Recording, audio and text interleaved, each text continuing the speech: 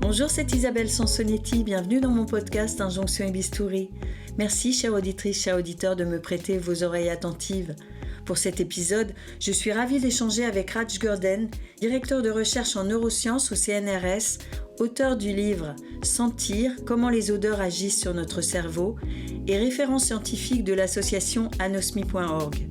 Ensemble, nous parlons de ce sens fabuleux, l'odorat, pourtant longtemps dédaigné et dont on a redécouvert l'importance lors de la pandémie Covid-19, des pistes pour le développer, de son implication dans certains troubles du comportement alimentaire et des recherches en cours, du nez et de chirurgie esthétique et même du coup de foudre olfactif.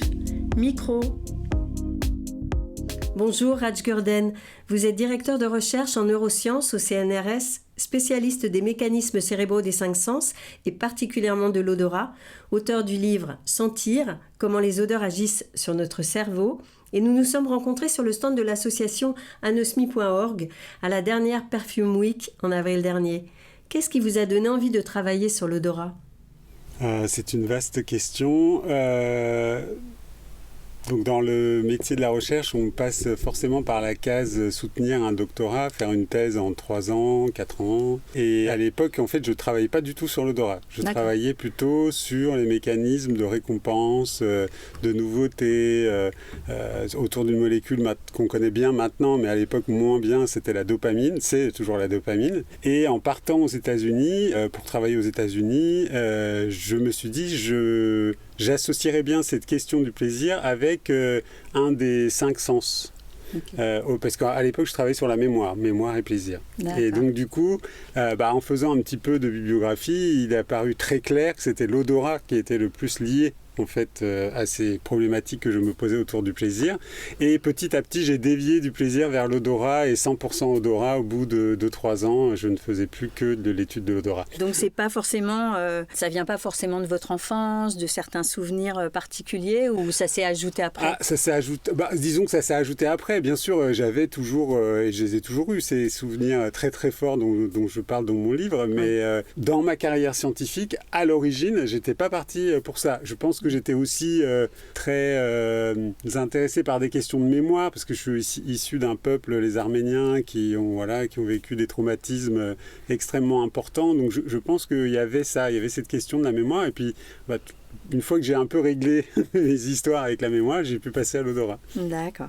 Comment expliquez-vous que l'odorat reste un sens sous-estimé ? Alors, je dirais dans les dernières années de moins en moins, c'est-à-dire qu'on est quand même dans une période de réhabilitation des odeurs, de l'odorat, de l'attention, même en Occident, qu'on prête aux odeurs et à notre odorat. Mais vous avez raison, pendant des siècles et des siècles, par un jeu conjugué d'une vision très négative de certains philosophes à partir d'Aristote jusqu'à Freud, il y avait en fait comme une suspicion que ce sens-là pouvait vraiment nous prendre en otage par nos émotions, puisque on avait déjà bien compris qu'un des langages de l'odorat, c'était les émotions. Et donc, il y a eu tout un discours, notamment par Descartes aussi, qui a théorisé beaucoup sur l'intellect, l'esprit, en disant qu'est-ce qui s'oppose à l'intellect et à l'esprit et qui peut nous gêner dans notre raisonnement cartésien, puisqu'on parle de Descartes. Ce sont les odeurs et l'odorat. Parce que par les émotions, ça peut totalement perturber notre raisonnement. Et là, on sait très bien par les neurosciences modernes qu'on a besoin des émotions pour un raisonnement. Et pas du tout l'inverse qui est que les émotions empêcheraient un raisonnement. Ce qui veut dire aussi que l'odorat a toute sa place dans la cognition et le raisonnement. Puis il y avait aussi la peur des mauvaises odeurs très longtemps. Historiquement, vous décrivez qu'on a cru très longtemps que les mauvaises odeurs transmettaient les maladies et tout ça. Donc peut-être que ça a aussi participé à... Oui, là on retourne un petit peu. Alors c'est un peu plus récent parce que ça a été théorisé par Galien, qui est un médecin du 1er siècle après Jésus-Christ. Et lui, effectivement, a théorisé, et ça a été repris pendant le Moyen-Âge, même à la Renaissance, c'était très très présent, le fait qu'il y avait une théorie de l'aérisme, c'est-à-dire que, comme vous l'avez dit Isabelle, ce sont les mauvaises odeurs qui vont convoyer la maladie. Oui. Donc quand on sent la mauvaise odeur, eh ben, on est en danger de tomber malade. Ce qui n'est pas tout à fait faux si on est très proche voilà, d'un cadavre, par exemple. À l'époque, c'était pas si... aujourd'hui, ça paraît débile de dire ça, mais à l'époque, c'était possible. Mais c'était pour certaines maladies, et certainement pas pour la peste, d'ailleurs, qui était vraiment l'obsession de l'époque, vu les millions de morts qu'il y avait. Donc ça a perduré, et beaucoup de médecins, on retrouve les écrits du Moyen-Âge, de la Renaissance, reprennent Galien avec cette théorie pour dire attention aux odeurs. Et donc, on trouve d'ailleurs les enluminures des médecins avec leur bec, les médecins du Moyen-Âge, leur bec chargé d'herbes aromatiques pour se protéger contre les mauvaises odeurs, contre les miasmes. Donc. Ouais. Alors vous avez créé la règle des 5 S, spiritualité, santé, séduction, saveur, sécurité, pour rappeler l'importance de l'odorat. Vous pouvez nous expliquer en quoi il est essentiel finalement à notre survie, à notre bien-être et peut-être aussi à notre façon de raisonner et de... Oui, en fait, en tant que Homo sapiens, si nous sommes encore présents sur Terre, clairement, il nous a fallu un sens qui assure notre sécurité. Alors, comme ça, de base, on pourrait se dire, oui, il nous faut la vision parce qu'il faut qu'on voit le danger. Certes, mais il y a des dangers qui échappent à notre regard. Par exemple, une fumée, une odeur d'incendie qui arrive de très très loin, ça, on ne peut pas le détecter avec notre vision. Par contre, notre odorat nous dit déjà qu'il y a du danger et on utilise ça très très bien de façon courante, par exemple avec les fuites de gaz. On sait très bien qu'il y a une fuite de gaz. On ne peut pas voir la fuite de gaz, mais on peut sentir la fuite du gaz. Donc, c'est la sécurité absolue, c'est d'avoir un odorat. Ce qui fait que les personnes qui perdent l'odorat sont en insécurité. On pourra peut-être en parler plus tard de l'anosmie. Voilà. Donc ça, c'est la première chose. Si nous sommes ici, en tant qu'Homo sapiens, on a besoin d'une sécurité et elle est liée à notre odorat.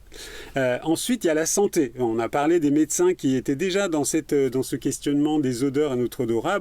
Moi, je remonte souvent à quelqu'un qui est très connu, qui est Hildegard de Bingen, donc une Allemande, religieuse allemande, qui a fait des études de médecine. On ne connaît pas trop bien son histoire et c'est la première un petit peu à théoriser la phytothérapie et à s'intéresser aux herbes aromatiques et aux épices, mais par leur vertu olfactive. Et donc de dire, si on recherche en fait cet équilibre olfactif, il peut y avoir des vertus médicinales.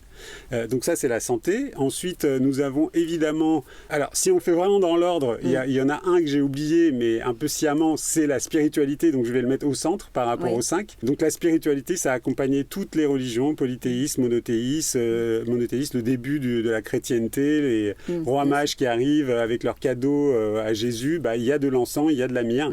Donc du coup, voilà, le fondement des religions, c'est-à-dire une élévation vers les esprits et les divinités, c'est via les odeurs et, comme vous le savez, le perfumum, par la fumée, qui va nous conduire donc au 4e S, qui est la séduction. Et la séduction, ce sont les parfums. Et on part en Égypte antique avec le fameux kifi, le premier parfum, qui contient déjà des épices. Donc du coup, ça reboucle avec la santé, puisque à l'époque aussi, les parfums étaient utilisés pour l'embaumement, donc qui protégeaient en fait le corps de la momie. Et puis, la séduction, c'est la communication entre les individus de notre espèce. Donc ça, c'est hyper important. Nous sommes des animaux sociaux, comme beaucoup d'autres, mais nous, on a mis quelque chose de plus qui est le parfum. Et puis, je finis par... on est quand même en France, donc je finis par les saveurs, et la gastronomie et la cuisine. Et bien sûr qu'il nous faut un odorat fonctionnel pour apprécier pleinement ce que nous mangeons. En hiver, quand on attrape froid et que notre nez est bouché, on apprécie beaucoup moins ce qu'on mange. Donc on voit le lien très très fort entre olfaction, gustation et le goût.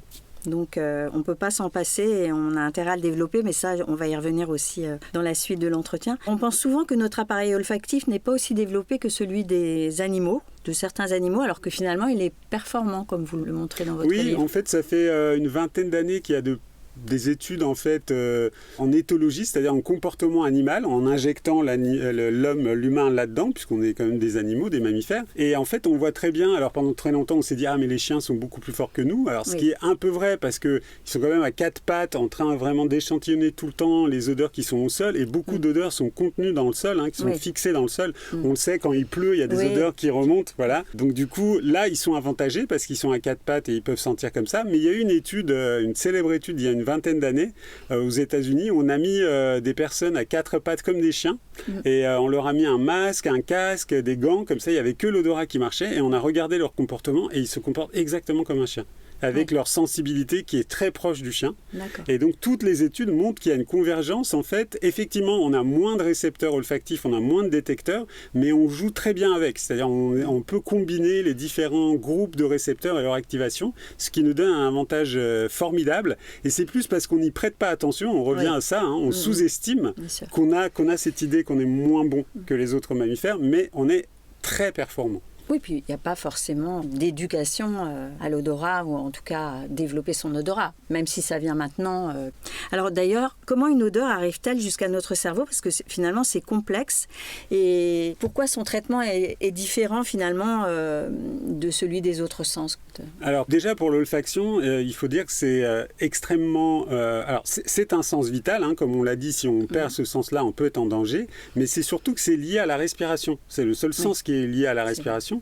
Et donc, du coup, si on ne respire pas, on ne sent pas les odeurs. Donc, du coup, ça veut dire que c'est vital aussi par ce sens-là, puisqu'il nous faut faire rentrer des molécules odorantes par notre inspiration et rejetées par notre expiration. On reviendra à l'expiration qui est intéressante par la voie buccale et rétro-olfactive. En tout cas, si on a la tête dans une casserole, qu'on est en train de sentir des molécules odorantes qui échappent de la casserole, en revenant à notre gastronomie, donc on a ces petites molécules invisibles, qui sont... on peut voir les vapeurs d'eau qui s'échappent, et dans ces vapeurs d'eau, il y a des molécules odorantes toutes petites, de quelques atomes, qui vont rentrer dans notre nez, et nous avons la chance d'être bien équipés en détecteurs, qu'on appelle des récepteurs olfactifs, qui sont tout au fond de notre nez.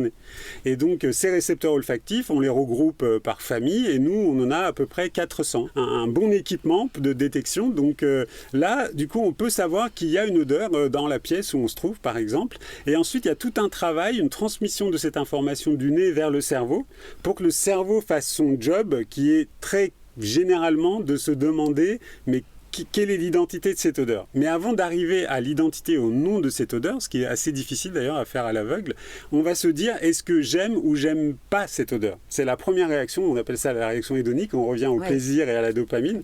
Est-ce que j'aime ou je n'aime pas cette odeur? En même temps, on va se dire, effectivement, on va aller chercher un petit peu dans les souvenirs, dans les madeleines de Proust, qui sont aussi emmagasinées dans le cerveau, puis on va un petit peu fouiller dans la bibliothèque des odeurs, et on va se dire, est-ce que je connais cette odeur ou pas? Et donc ça c'est très important, parce que si je ne connais pas cette odeur et si elle me plaît, les neurones vont fonctionner d'une façon différente pour emmagasiner cette information sur les odeurs. Imaginons que c'est la première fois que je cuisine ce que je cuisine, donc il y a des odeurs qui arrivent que je ne connais pas. Ça, je le détermine parce que ça ne correspond pas à ma bibliothèque d'odeurs. Et bien là, à ce moment-là, mes neurones font le travail d'emmagasiner cette information. Et bien sûr, comment j'emmagasine? Je mets bien sûr dessus des labels de plaisir, d'émotion, même de corporalité. C'est-à-dire que ça peut, généralement, quand j'ai du plaisir, ça va ralentir, ça va me mettre dans un état relax. Donc ça va ralentir mon cœur. Tout ça, ça va être retenu par le cerveau. Et c'est là où ça devient intéressant, parce que cette bibliothèque, on peut la cultiver. On peut rajouter des rayons, comme on fait dans les grandes écoles, comme l'ISIPCA, l'ESP. Là, on peut vraiment travailler avec ça. Alors, personnellement, évidemment, je n'ai pas fait d'école, mais en tout cas, en s'intéressant aux odeurs, déjà, on peut enrichir cette bibliothèque. Et donc, cette réhabilitation de l'odorat, des plus petits jusqu'aux plus âgés, ça sert aussi à ça, c'est-à-dire à agrandir les bibliothèques. Et qu'est-ce qui est différent entre l'odorat et les 4 autres sens? Très clairement, il y a une voie privilégiée entre le système olfactif et ce qu'on appelle le système limbique. Alors, c'est pas dans les limbes, les rêves. Le système limbique, ça veut dire que c'est le système qui s'occupe des mémoires, des émotions et de la corporalité, de la connexion du cerveau avec le reste du corps. Et ça, c'est très, très, très, très fortement lié à notre odorat et à notre sensibilité olfactive. D'où le chamboulement qu'on peut avoir et que Marcel Proust décrit pour sa Madeleine de Proust. Il ne décrit pas ce chamboulement avec une couleur, un son, le toucher, mais il le décrit avec une odeur et aussi un goût, puisqu'il met quand même la madeleine dans la bouche. Mais comme on a dit que l'olfaction et gustation étaient très liées, ça fait une convergence et une bombe dans son cerveau. Ses bibliothèques explosent. Et là, il part pour plusieurs pages de description de ce souvenir tellement vivace qu'il est en train de vivre. Vous avez parlé des madeleines de Proust, ça veut dire qu'on en a plusieurs? Ah, des madeleines de Proust, on en a des sacs et des sacs. Alors là, nos neurones, alors on a une structure spécialisée dans ces bibliothèques, de rangement de bibliothèques, qui s'appelle l'hippocampe, parce que ça, anatomiquement, dans sa structure, ça ressemble à l'hippocampe de mer. Et là, on a des millions de neurones qui sont là pour ça, c'est-à-dire pour emmagasiner comme des images, mais imaginons l'image de la rose, sa couleur, sa forme, mais imaginons aussi qu'on peut avoir une image olfactive de la rose. Oui. Et celle-là, elle est rangée dans une bibliothèque spéciale qui est la bibliothèque des odeurs. Et c'est là où on va aller chercher nos souvenirs olfactifs, comme Marcel fait avec sa Madeleine. Après, y en a qui sont plus forts que d'autres. Donc c'est bah, pour ça qu'on sûr. dit la Madeleine de Proust. Et peut-être que tout à fait. vous avez une Madeleine. Oui, on a tous nos Madeleines. C'est-à-dire, c'est ça qui est assez étonnant avec l'olfaction aussi. C'est ces deux faces qui sont une face extrêmement individuelle, Oui. où on a notre vécu et personne ne peut savoir, à part nous, notre vécu intense avec les odeurs et nos souvenirs olfactifs. Et puis de l'autre côté, il y a cette envie du partage, du commun des odeurs. Ça arrive beaucoup avec les parfums. On a envie de partager, de dire ce qu'on pense des parfums à nos amis, à notre famille, à notre compagnon, etc. Et donc, voilà, c'est ça qui est fascinant avec ce système olfactif. C'est que, à la fois, c'est extrêmement intime, mais aussi, c'est dans le partage et le social. Et on navigue entre les deux. Et alors, ça veut dire que, finalement, le cerveau, quand il ne classe pas du tout par type de molécule odorante ou par type... Alors, composant... il fait ce job au départ. C'est-à-dire qu'il y a une structure qui s'appelle le bulbe olfactif qui est juste entre nos deux yeux, donc qui reçoit directement les informations des récepteurs dont on a parlé. Donc les récepteurs envoient directement cette information dans le bulbe. Et là, oui, il y a une cartographie et on retrouve en fait effectivement les alcools dans une certaine région du bulbe olfactif avec certains neurones qui vont répondre, les acides carboxyliques dans un autre endroit, les kétones, etc., etc. Et donc on peut vraiment faire un classement. Alors ce classement a lieu, il est de toute façon il est assez inconscient d'ailleurs. Mais ensuite, et c'est pour ça que dans l'apprentissage olfactif, on dit toujours qu'il faut utiliser sa mémoire, ensuite le cerveau va piocher dans ces différentes cartes d'identité. Il ne retient pas absolument tout parce que c'est impossible, mais il va retenir ce qui lui semble le plus plaisant, le plus joyeux, mais aussi de l'autre côté, parfois de plus dégoûtant et de plus problématique. Et ça va marquer le cerveau et les mémoires, et c'est ça qui va être retenu en fait, en fin de travail olfactif. C'est pas forcément... Alors, c'est un peu faux ce que je dis parce que c'est ce qui est retenu pour le commun des mortels, mais pour les personnes qui sont comme nos fameux parfumeurs français créateurs par exemple, là, il y a possibilité d'une analyse complète en fait, mais c'est des années de travail, c'est un... Oui, puis ils font des gammes tous les jours. Mais bien sûr, c'est des grands sportifs, c'est gammes tous les jours, sans arrêt, ce que moi par exemple je ne ferai jamais comme la majorité des gens. Donc du coup, nous on va plutôt se fier à nos émotions, à nos mémoires, et on va être un tout petit peu, évidemment, même beaucoup limité dans notre capacité analytique, là où les grands parfumeurs, ou même les étudiants qui sont hallucinants. Moi, je suis toujours très, très étonné de la capacité de nos étudiants, là, à l'ISIPCA, à l'ESP, et eux, là, ils sont vraiment dans une capacité que le commun des personnes n'a pas, par le travail. Et d'ailleurs, il y a aussi une autre complexité, c'est que c'est difficile de décrire une odeur. Et qu'il y a des populations qui arrivent mieux. J'adore l'exemple des chasseurs-cueilleurs en Malaisie. Il y a un peuple, une tribu comme ça, qui a particulièrement des mots pour des... Je ne sais plus si c'est une odeur de caverne habitée par les chauves-souris ou quelque chose comme ça. Enfin, je trouve ça d'une poésie folle en plus. Oui, vous vous souvenez bien, Isabelle. Oui, effectivement, eux, alors, je pense que c'est très lié aussi à la vie dans la nature. C'est-à-dire ils sont vraiment connectés, ils vivent en plein dans la nature, c'est des vrais chasseurs-cueilleurs, comme il n'en reste pas plus beaucoup. Et donc ils ont besoin de qualifier olfactivement ce qui se passe autour d'eux. La faune, la flore, même les autres, parce qu'il y a aussi d'autres tribus de chasseurs-cueilleurs. Donc, ils connaissent l'odeur des autres chasseurs qui sont passés, par exemple, à un endroit. Et ils peuvent se dire entre eux, c'est l'odeur de... Et avec un mot, effectivement, vous l'avez dit très bien, syntaxique qui correspond à ça. Et d'ailleurs, ce qui est très important chez eux, c'est la transmission intergénérationnelle de ce vocabulaire. C'est-à-dire que les petits doivent apprendre ça absolument, parce que c'est vraiment leur survie, quoi. Donc, je me dis que c'est aussi ça qui fait qu'ils ont poussé en fait finalement ce côté lexical à son maximum parce qu'ils en ont besoin. Alors peut-être que nous on en a moins besoin pour notre survie. Oui, c'est pas évident de d'écrire une odeur qu'on apprécie ou une odeur qu'on n'aime pas. On utilise d'abord le langage des émotions, ça nous plaît, ça nous plaît pas, mais après pour entrer concrètement, je suis particulièrement intéressée parce que comme je rééduque mon odorat en ce moment, c'est vrai qu'on parle de descripteurs pour s'entraîner à retrouver les odeurs et c'est vrai qu'il y a des descripteurs par exemple, moi, qui m'échappent, que je ne perçois pas dans l'odeur. Donc... Oui, c'est encore une fois un travail. C'est-à-dire que c'est vraiment le travail quotidien de pouvoir faire ces gammes et d'associer un vocabulaire. Et c'est pas étonnant que le monde de la parfumerie ait développé son vocabulaire spécifique pour pouvoir communiquer. Parce que évidemment, ce monde-là s'est tout de suite aperçu qu'il y avait besoin de communiquer et qu'on n'avait pas les outils dans le langage pour ça. Donc ils ont créé leur langage qui est extrêmement efficace. Et quand entre eux ils parlent, moi je ne comprends rien, mais en tout cas eux entre eux ils se comprennent et ils savent de quoi ils parlent. Donc du coup c'est quelque chose qu'on pourrait imaginer un jour généraliser un petit peu si on fait ça à l'école, etc. Au moins quelques notes qu'on pourrait travailler dès tout petit, quoi. Alors il y a des odeurs qui divisent. C'est-à-dire que pour certaines personnes, elles sentent mauvais et pour d'autres, elles sont agréables. Alors, vous parliez de la coriandre et du roquefort, par exemple. Oui.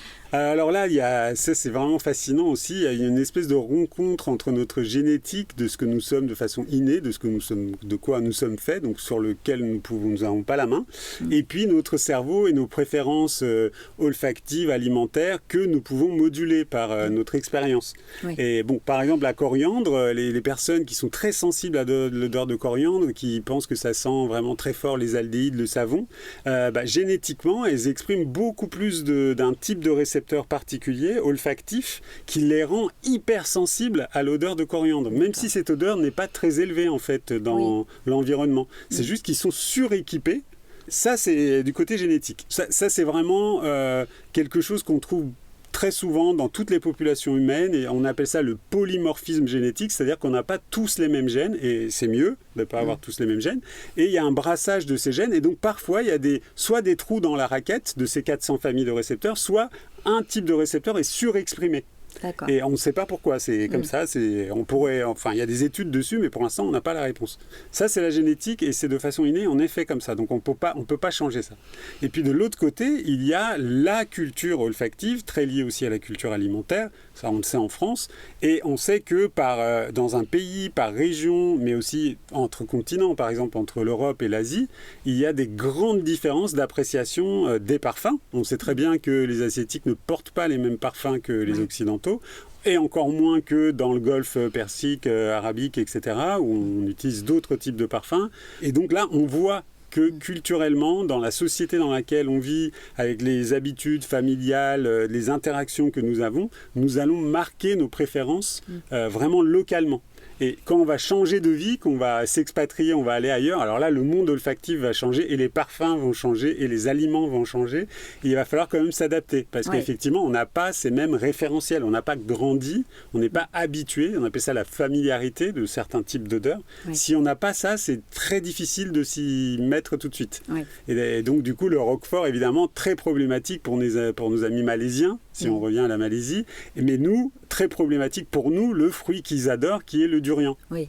Donc ça marque vraiment très fortement nos préférences. Mais là, c'est uniquement culturel et ça n'a rien à voir avec des récepteurs qu'on aurait ou des gènes qui seraient plus ou moins exprimés dans notre... Pas du tout. Donc là, on n'est pas passé des gènes au cerveau et à notre fonctionnement de notre cerveau et à nos habitudes et à nos préférences. Mais finalement, ça existe une odeur qui serait universellement agréable ou désagréable ? Alors, ça a été étudié, ça, par les mêmes personnes qui avaient étudié les chasseurs-cueilleurs dont vous avez cité l'étude. Donc, c'est l'équipe de Magid à Oxford. Et en fait, il y a une molécule qui est appréciée vraiment universellement, c'est la vanilline. D'accord. La vanille et la vanilline. Sans qu'on sache pourquoi. On ne sait pas pourquoi cette odeur. Et c'est vraiment la seule, hein. C'est dans le côté appréciation positive. Après, dans le côté dégoût et problème, aversion envers des odeurs, il y en a beaucoup plus. Parce qu'il y a beaucoup plus d'odeurs soufrées ou très très azotées qui vont être vraiment détectées comme une toxicité dans le milieu. Et ça, c'est vraiment très fortement marqué dans le cerveau des mammifères et notamment chez nous, où on va se méfier de ce type d'odeur, mais même à la naissance de façon innée.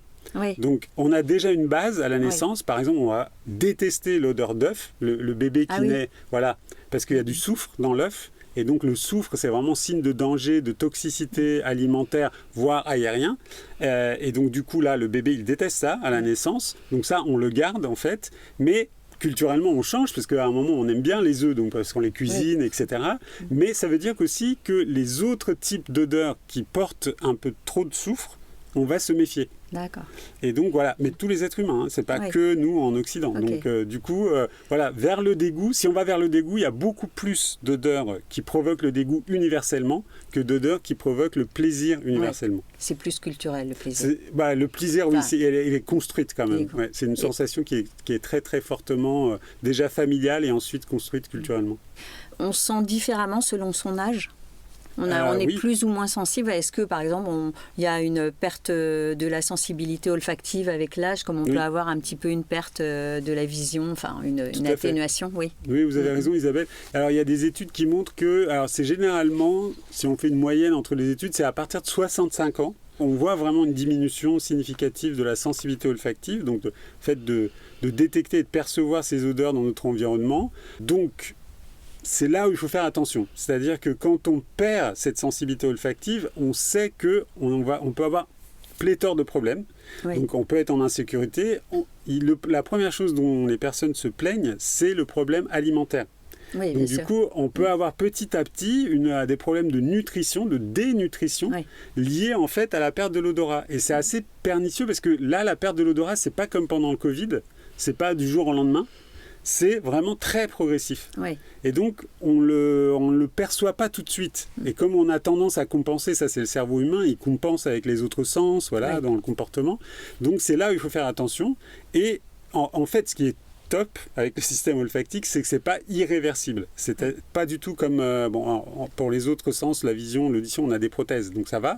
Mais pour l'olfaction, pas encore. On n'a pas de prothèse, peut-être un jour des implants. En tout cas, on peut faire de la rééducation olfactive dès qu'on sent qu'on a un problème olfactif. C'est-à-dire que cette perte de sensibilité, elle n'est pas irréversible, elle est même réversible si on s'entraîne tous les jours. Oui. Et il y a des protocoles de rééducation olfactive qui existent, notamment sur le site web de l'association anosmi.org. Oui.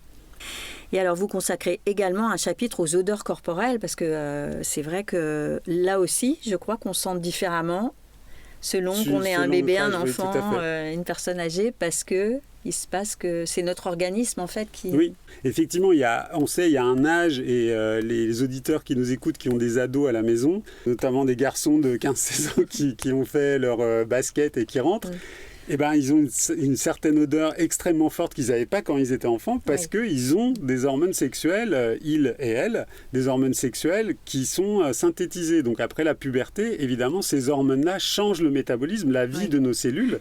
Et donc forcément, les odeurs qui sont libérées par l'ensemble de nos cellules, toutes les cellules peuvent potentiellement libérer des molécules odorantes, en tout cas des molécules qui ont cette capacité de nous stimuler olfactivement. Et là, effectivement, il y a un grand changement. Heureusement, c'est un pic à l'adolescence et après ça redescend et ça se met à un plateau. Mais clairement, là, il y a un grand changement du corps et donc des odeurs corporelles. Et puis, on sait aussi que chez la personne âgée, il va y avoir des modifications du métabolisme qui va ralentir. On va dire à l'adolescence, il y a un boost du métabolisme, donc les odeurs changent. Et puis, tout à fait physiologiquement, c'est pas du tout une pathologie, le métabolisme ralentit. Et à ce moment-là, évidemment, les odeurs changent puisque les cellules changent leur activité. Et à nouveau, en fait, il va y avoir un changement, une signature corporelle de façon olfactive qui va changer aussi. Mais ça, on ne le perçoit pas soi-même. Non, parce qu'en fait, très souvent, notre odeur est inconsciente. Notre odeur corporelle, on l'aperçoit de façon inconsciente. Mais si on fait un test où on demande à la personne de faire attention, par exemple, on lui présente 10 t-shirts et parmi les 10 t-shirts, il y a un de ces t-shirts, on fait ça à l'aveugle. En fait, on est capable de reconnaître notre propre t-shirt. C'est-à-dire que de base, comme ça, si on se sent, on dit oh, je ne sens pas grand-chose. Oui, parce qu'on est habitué, et l'habituation, ça fait partie du monde olfactif. On ne peut pas tout le temps être stimulé. Donc, du coup, il y a des mécanismes pour diminuer cette sensibilité, heureusement. Mais c'est vrai aussi pour les autres sens, ce n'est pas que l'odorat. Et puis, quand on fait le test, si on dit à la personne, tu fais attention, et parmi les 10 t-shirts que je te présente, est-ce que tu peux reconnaître ton t-shirt, ton propre t-shirt? La personne, elle y arrive, parce qu'elle connaît sa propre odeur. D'accord. Et alors, évidemment, les odeurs corporelles, en fait, elles ont un impact aussi sur la façon dont on est en relation avec les autres et notamment, vous parlez d'une question qu'on vous a souvent posée, est-ce que le coup de foudre olfactif existe? On va être fasciné par quelqu'un, mais on ne saura pas que c'est son odeur qui nous a totalement séduite. Je pense que c'est une question très difficile, de trouver une réponse très claire à cette question. Clairement, l'odeur d'une personne va faire partie de la relation amoureuse, Oui. qui est d'ailleurs multifactorielle. La voix va intervenir, évidemment l'esthétique visuelle est très important, mais l'odorat aussi a une position centrale, parce qu'on peut aussi se dire à l'inverse, s'il y a un problème dans la perception olfactive du corps de l'autre, surtout dans l'intimité, parce qu'avec l'odorat c'est dans l'intimité, là il peut y avoir un souci, on peut s'interroger. Alors que je pense que si la relation et ce moment amoureux est totalement harmonieux, je pense que l'odeur de la personne nous plaît, généralement. Bien sûr. Mais ce n'est pas des choses auxquelles on fait attention, parce que finalement, quand on rencontre quelqu'un, a priori, son odeur est masquée, puisque c'est rare qu'on ne se parfume pas, et donc on ne perçoit peut-être pas de toute façon son odeur intime. C'est après qu'on la sent. Et du coup, d'où l'importance aussi de... Si on aime le parfum de l'autre, ça crée quand même quelque chose. Oui, bien sûr. Ça dit quelque chose de la relation, même si on ne peut pas, vous l'avez dit, dans notre vocabulaire, on est un peu limité. Mais en tout cas, il y a ce côté plaisant qui s'installe de la relation. Du coup, il y a un rapprochement. Voilà. C'est obligatoire, puisque s'il y a une attractivité par quelque chose qui nous plaît, et là, c'est l'odeur du parfum. Mais on ne le cite pas forcément quand on parle. Vous voyez, on dit oui, il m'a plu pour ci ou ça, on a connecté là-dessus et tout, mais c'est rare qu'on parle du parfum. De son odeur et tout ça, c'est pas des choses... Je pense que si on posait la question, les personnes diraient « Ah oui, j'adore le parfum de ma femme » ou l'inverse de mon mari. Ou même, on s'offre des parfums d'ailleurs. On aime bien s'offrir des parfums dans le couple, ou même y aller ensemble pour dire « Qu'est-ce que tu penses de ça ?» C'est important finalement de partager, d'avoir ce canal de communication en commun. Mais vous avez raison, ça reste un petit peu en arrière-plan, un peu plus inconscient que le reste. Mais peut-être aussi inconscient, mais peut-être plus profond aussi. Dans l'intimité, je veux dire. Voilà. Alors, les odeurs sont composées de nombreuses molécules. Il y en a jusqu'à 500, je crois, pour le vin et plus d'1 millier, vous disiez, pour le café. Oui, alors c'est 1 millier de molécules chimiques en tout. Il y a quelques dizaines, centaines qui sont effectivement odorantes, surtout avec le café, on chauffe, donc du coup on libère énormément de molécules. Et du coup, c'est vrai qu'on comprend que ça doit être complexe de créer un parfum. Et d'autant plus complexe que parfois un nez peut sublimer un parfum en ajoutant une touche d'odeur fétide. Oui, et ça c'est le côté artistique, créateur, visionnaire des créateurs de parfums qui sont juste pour moi incroyables en fait au niveau olfactif. Et ils ont ce truc qu'on partage avec les scientifiques où nous on juge pas en fait la qualité hédonique des molécules odorantes. Eux ils ne jugent pas ça, c'est-à-dire que eux ils sont dans la construction d'une certaine harmonie effectivement olfactive, et si dans cette harmonie, pour fixer le reste, pour sublimer le reste, il faut rajouter quelque chose qui est fétide, ils vont jamais hésiter. Et nous, en science, quand on étudie les différents types de molécules odorantes, les différentes familles, on est souvent très fasciné par ces odeurs qui sont si puissamment rejetées, si puissamment aversives, parce que ça veut dire que dans cette molécule, il y a une information qui est hyper importante, peut-être même plus essentielle qu'une information d'une molécule comme la vanilline qui est maintenant partout, très courante. Et donc du coup ça nous intéresse aussi énormément. Bon, on a dit, ça y est maintenant, l'odorat est quand même un peu mieux valorisé, mais quand il l'était moins, c'est vrai que ce qui était étonnant, c'est que notre société finalement elle parfume tout. On use et on abuse des senteurs, il y en a dans tout, dans certains lieux sont parfumés, enfin, on a l'impression qu'on ne peut pas échapper aux odeurs, comme s'il existait une injonction, il fallait que tout, entre guillemets, sente bon. Oui, je pense même, Isabelle, marqué dans le propre.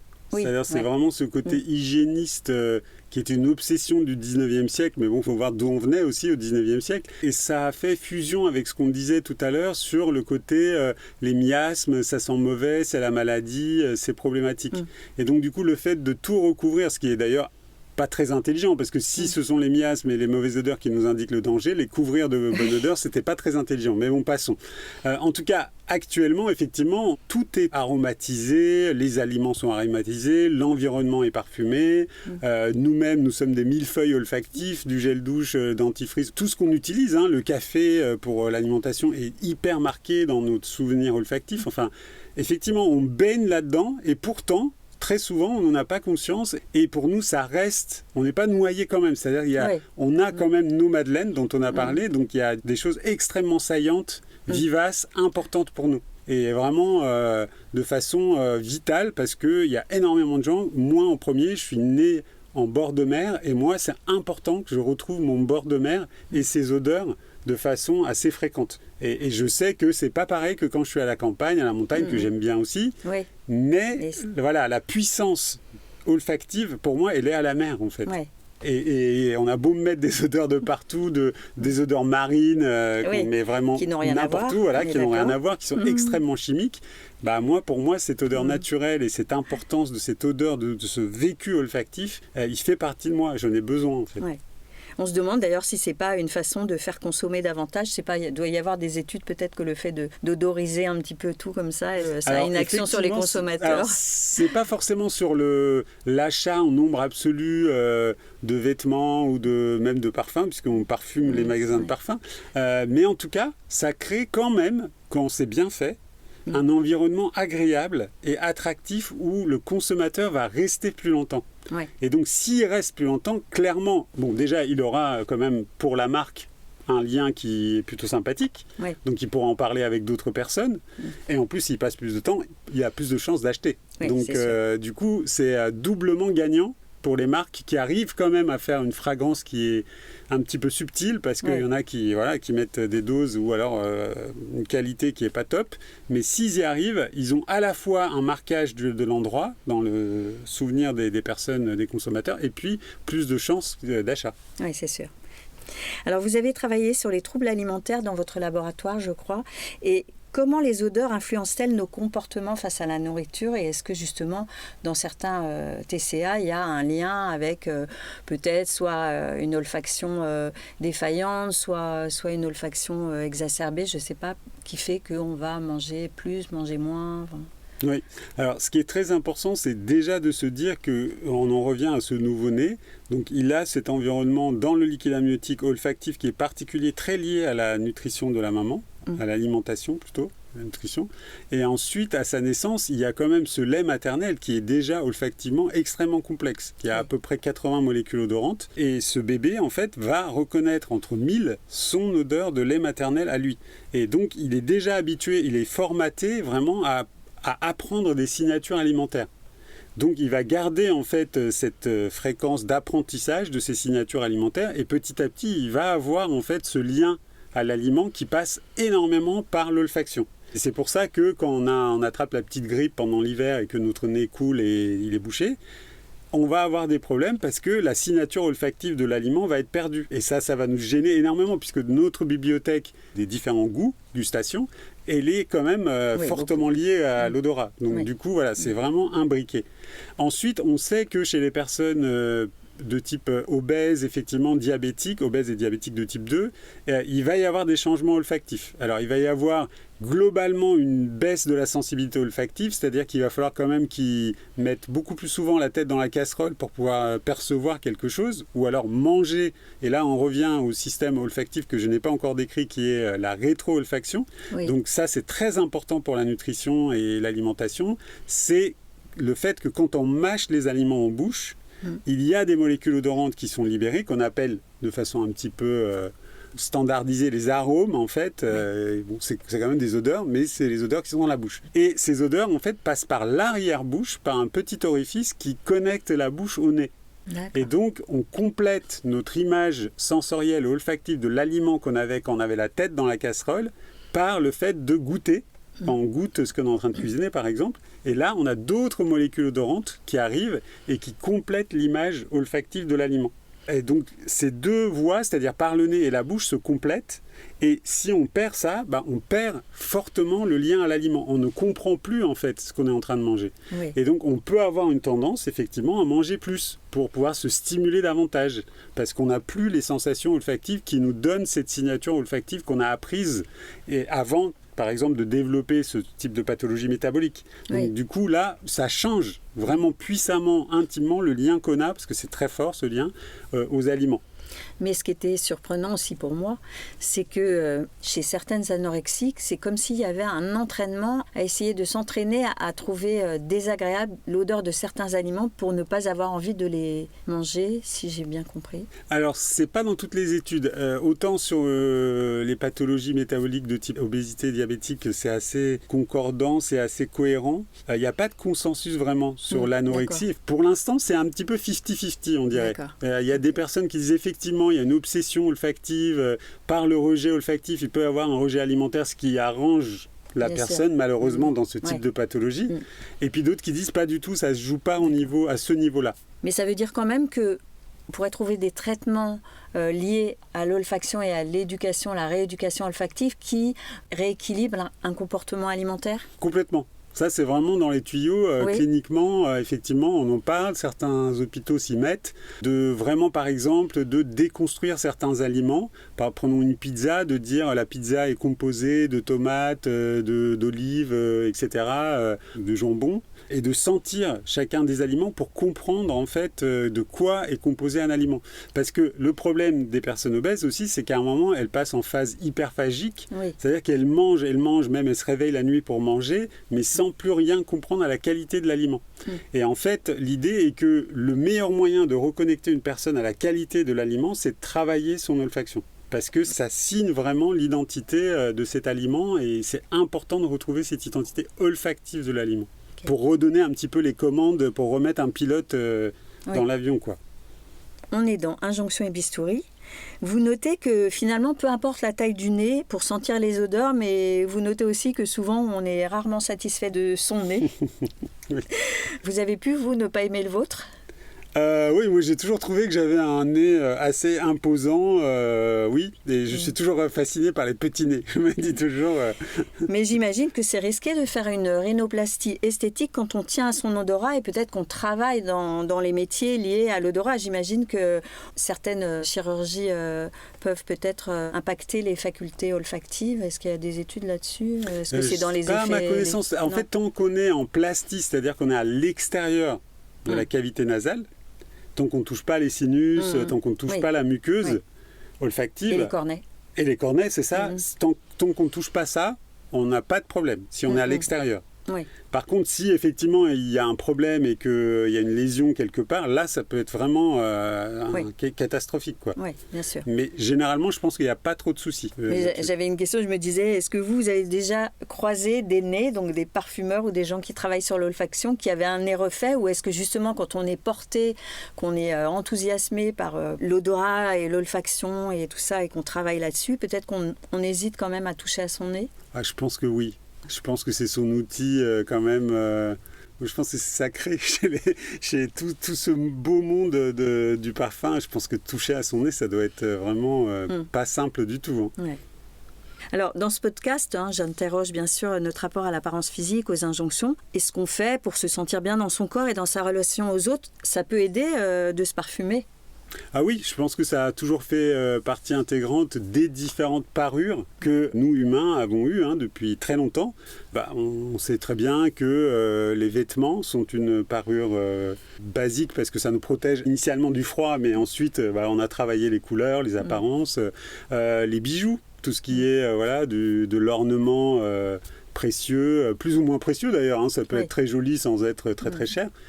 Et puis la troisième voie, c'est cette voie peut-être pour moi la plus fascinante, qui est la voie la plus éphémère, qui est la voie olfactive et du parfum, qui complète cette triptyque-là.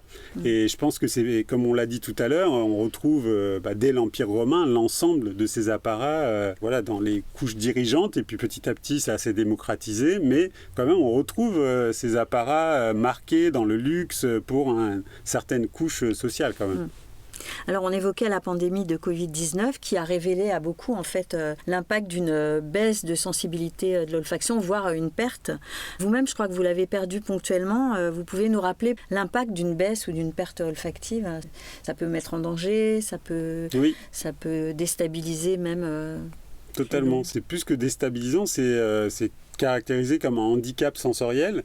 En tout cas, en Allemagne ou en Suisse, où par exemple, on peut être remboursé, on peut être considéré comme étant un travailleur handicapé et donc avoir un certain pourcentage de ses revenus qui est compensé par ça. En France, non. Le ministère de la Santé ne considère pas encore, on espère avec l'association Anosmi que ça arrivera un jour, que c'est un handicap sensoriel. Pourquoi c'est un handicap sensoriel ? Parce que si les 5 S dont on a parlé tout à l'heure ensemble tombent, c'est ce qui se passe pendant l'anosmie, on est bien démunis. C'est-à-dire que, on est en danger tout le temps.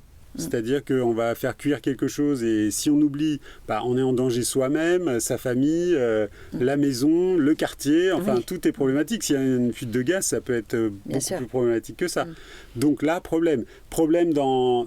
Alors, on ne connaît pas la signature olfactive de notre aliment et ça nous met en danger aussi. Parce que si la nourriture est avariée, on ne peut pas sentir en fait qu'il y a une toxicité. Oui. Et donc, beaucoup de personnes anosmiques se retrouvent aux urgences parce qu'elles ont une intoxication alimentaire. Oui. Donc, ça les met dans un état d'anxiété quotidienne, d'inconfort continu qui est très difficile à vivre pour... côtoyer, j'ai même des amis maintenant anosmiques parce qu'on a beaucoup de bénévoles à travailler dans l'association anosmi.org, qui est la seule association française qui va ouvrir en fait la parole à ces 17% de personnes en France qui souffrent de troubles olfactifs. Alors, c'est pas des anosmiques, c'est les troubles olfactifs en général, y compris les personnes âgées qui ont cette diminution de l'odorat et qui s'en trouvent gênées. Les anosmiques, c'est 5%, c'est quand même déjà énorme comme chiffre, mais l'ensemble de ces personnes se retrouvent dans ce qu'on vient de dire sur l'insécurité, l'inconfort, le problème bien sûr intrafamilial de ne plus pouvoir sentir ses enfants, de ne plus pouvoir sentir son compagnon. On a parlé de l'intimité, donc la libido s'en trouve affectée. Donc en fait, tous les pans de la vie de quelqu'un tombe en fait. Pareil au travail, on ne sait pas si on s'est beaucoup, pas beaucoup parfumé, donc on ne peut pas le savoir. Donc comment ajuster pour ne pas déranger les autres? C'est vraiment dramatique à vivre. Et en plus, c'est ignoré à l'enfance. Et un des travaux que l'on mène à l'association anosmi.org, c'est que par exemple dans le carnet de santé, qu'il y ait bien une page sur l'olfaction comme il y a une page sur la vision et l'audition.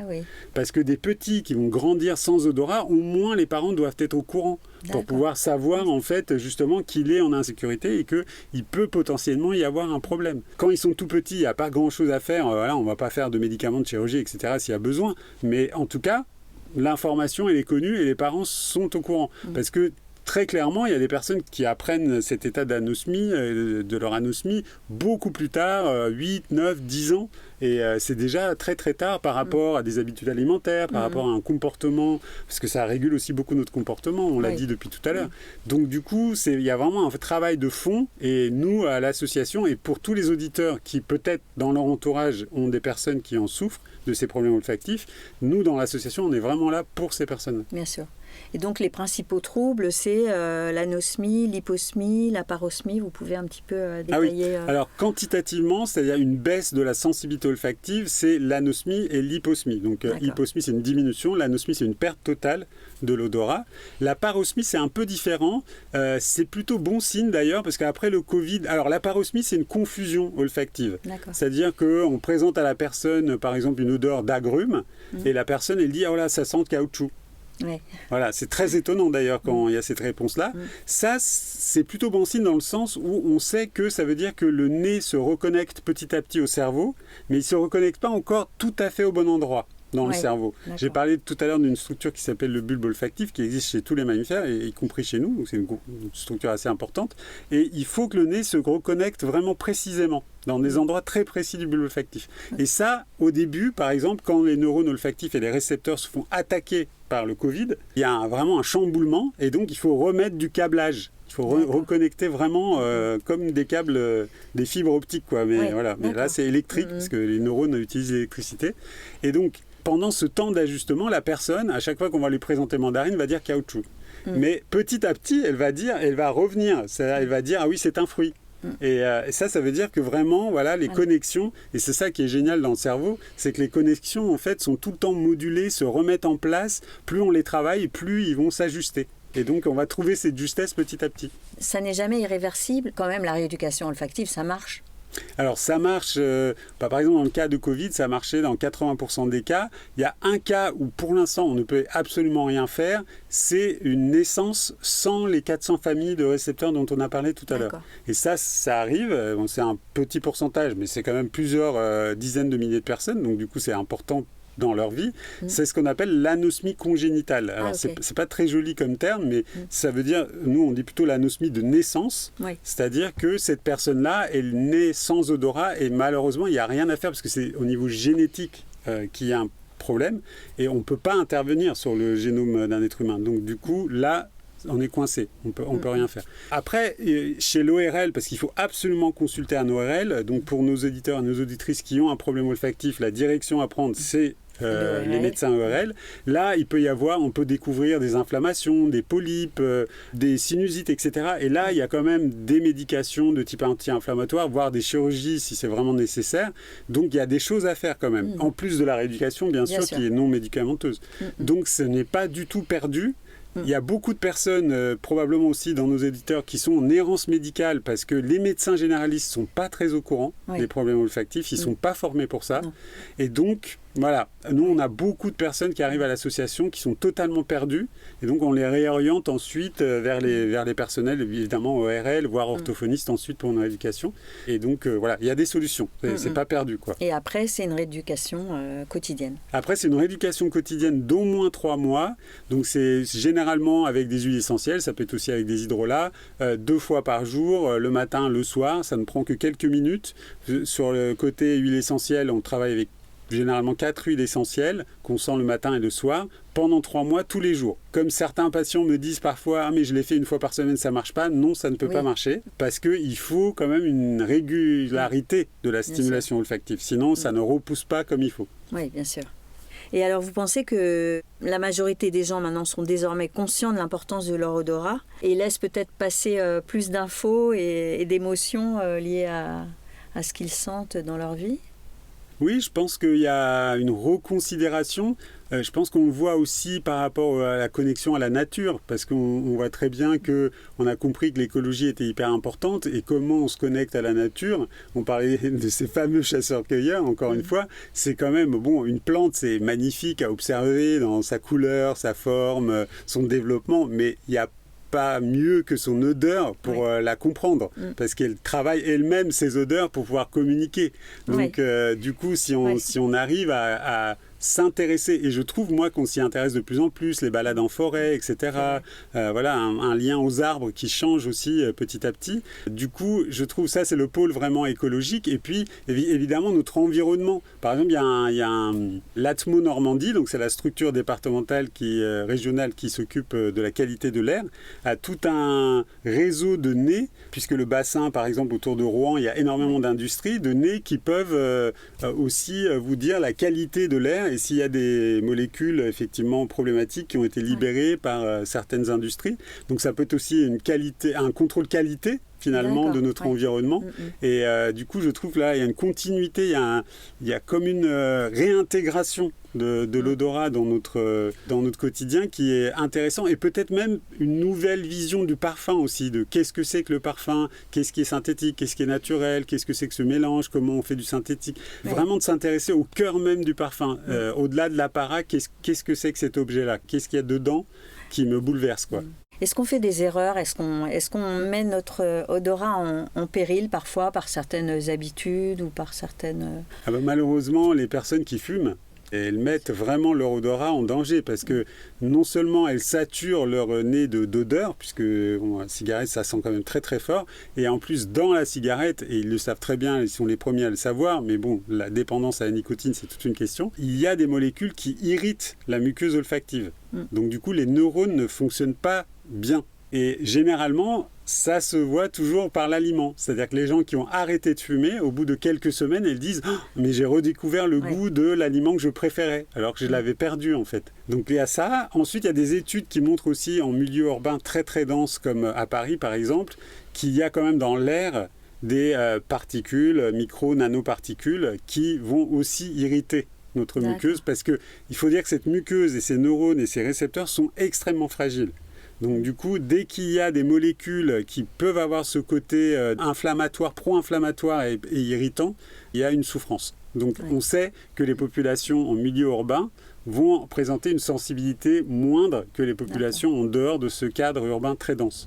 Vous avez des pistes pour faire davantage de place à notre odorat au quotidien ? Personnellement, moi je dis toujours que même si on n'a pas un odorat formidable comme moi, j'ai un odorat tout à fait moyen, on peut y accorder de l'attention. Et moi, je vois très bien depuis quelques années, depuis que je fais partie aussi de ce mouvement Nez, le mouvement culturel Nez et le magazine Nez et aussi la maison d'édition maintenant.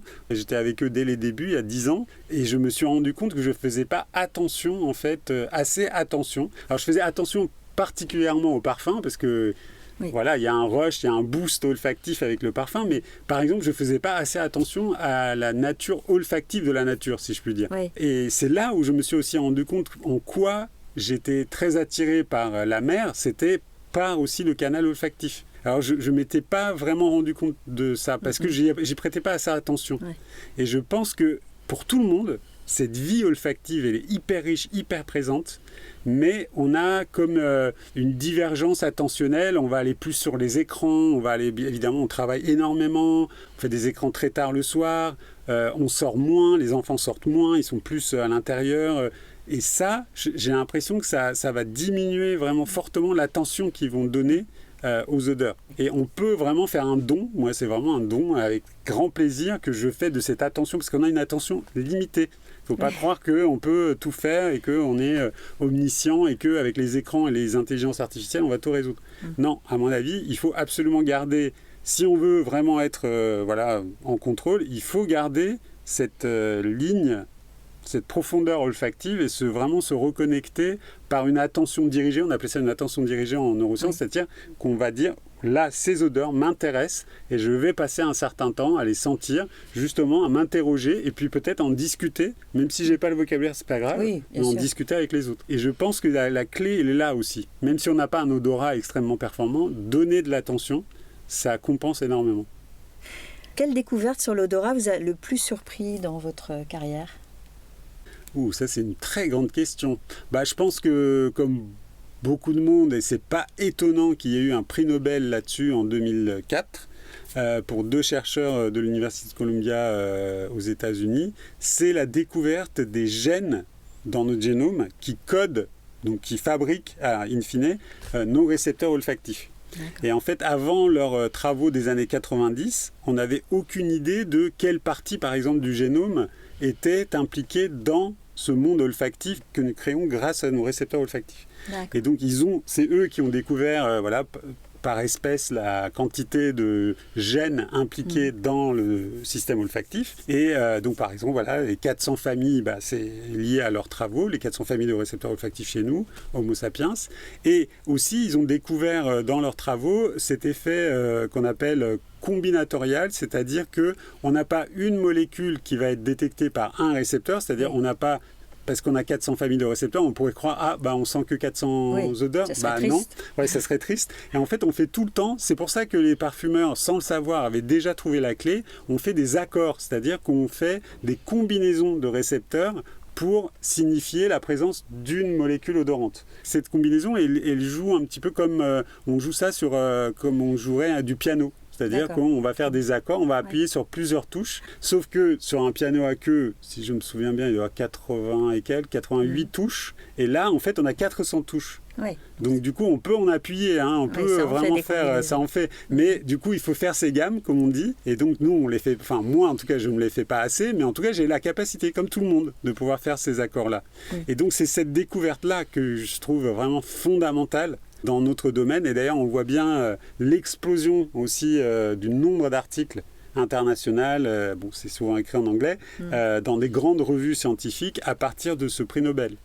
En France, on a toujours été un petit peu les pionniers. Il y avait déjà des laboratoires de pointe, mais ça s'est vraiment beaucoup plus démocratisé sur plein de pays où il n'y avait pas du tout de recherche en olfaction. D'accord. Et votre laboratoire actuellement travaille sur quoi ? Alors nous, on est très omnibulé par ces questions de olfaction et prise alimentaire, donc aussi le goût, etc.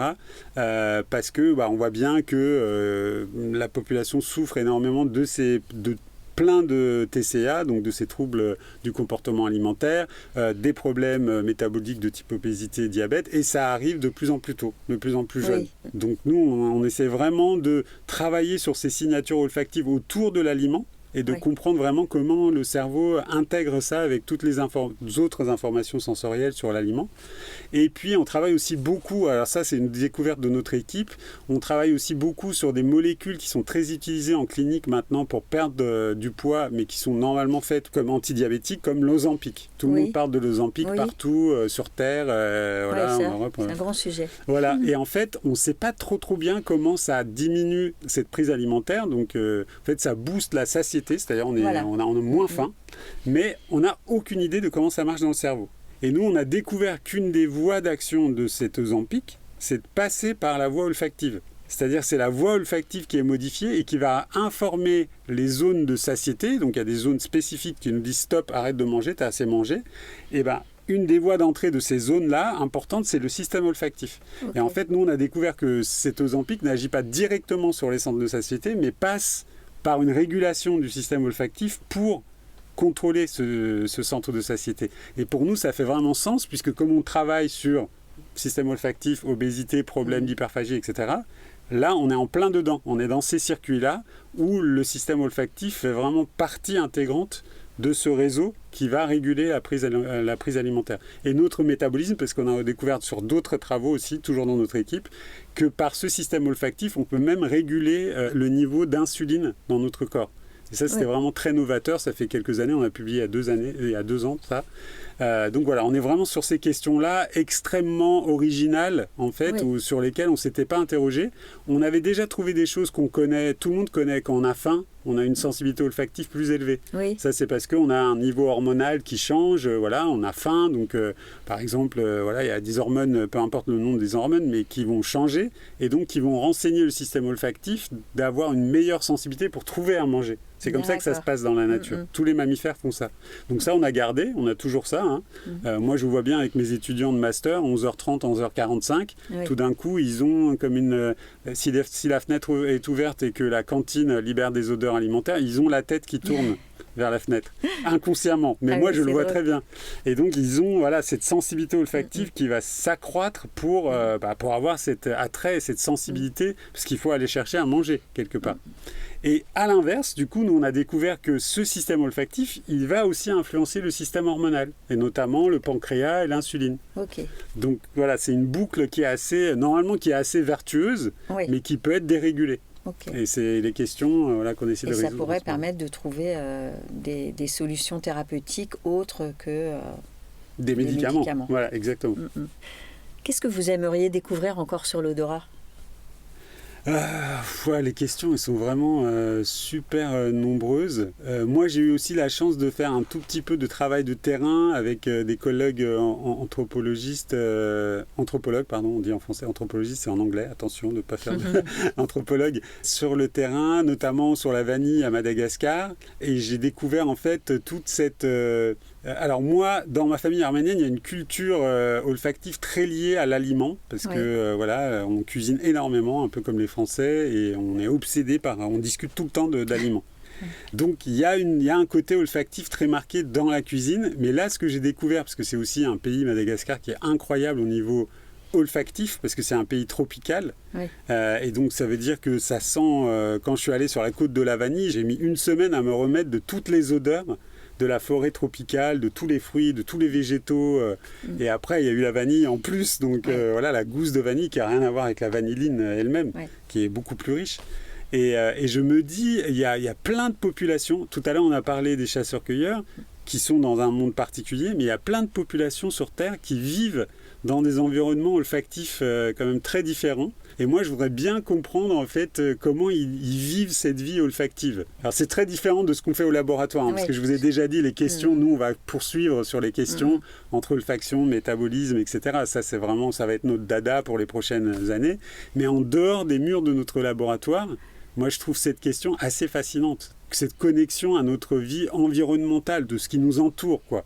C'est vraiment, pour moi, c'est incroyable. Et parce que, autant il y a des signatures alimentaires sur lesquelles nous, on travaille beaucoup, c'est notre travail de recherche, autant je vois très bien qu'il y a des signatures environnementales qui nous marquent. Et ça me fascine, en fait. Et probablement que ça doit aussi influencer nos préférences sur les parfums, quelque part. Ah oui, peut-être. Vous allez trouver ça. Alors, j'ai une question rituelle qui clôt mes interviews, puisqu'on est dans la jonction et bistouri. Je vais vous la poser quand même, mais c'est peut-être un peu loin de l'olfaction, mais sait-on jamais. Vous aimeriez vieillir comment ?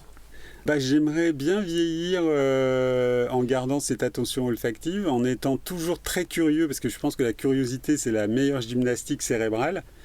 En continuant à danser si je peux pendant très très très très tard, parce qu'il y a aussi le corps qui est là, et l'olfaction c'est très très lié au corps, ça on pourra en parler aussi pendant des heures. C'est le système sensoriel qui est le plus lié au corps. c'est-à-dire qui peut changer le rythme cardiaque, respiratoire, etc. Si on dit qu'il y a des molécules odorantes anxiolytiques, c'est pas par hasard, ça peut vous calmer. Et donc, j'espère avoir cette harmonie olfaction, cerveau, corps le plus longtemps possible et dans ce plaisir et cette curiosité. Merci beaucoup Raj Gurdon d'avoir partagé avec nous votre expertise et votre passion communicative pour ce sens indispensable. Chère auditrice, chers auditeurs, j'espère que vous avez apprécié cet épisode et que vous le partagerez autour de vous. J'attends votre commentaire ou toute autre remarque sur mon compte Instagram Injonction et Bistouri. Vous avez recouru à la médecine ou à la chirurgie esthétique et souhaitez partager votre expérience? Contactez-moi. N'oubliez pas bien sûr de vous abonner, de mettre 5 étoiles sur votre plateforme préférée. C'est précieux pour augmenter la visibilité et les écoutes de ce podcast indépendant. Allez, je vous laisse. Prenez soin de vous. Et à vos écouteurs dans quelques semaines pour un nouvel épisode sans retouche.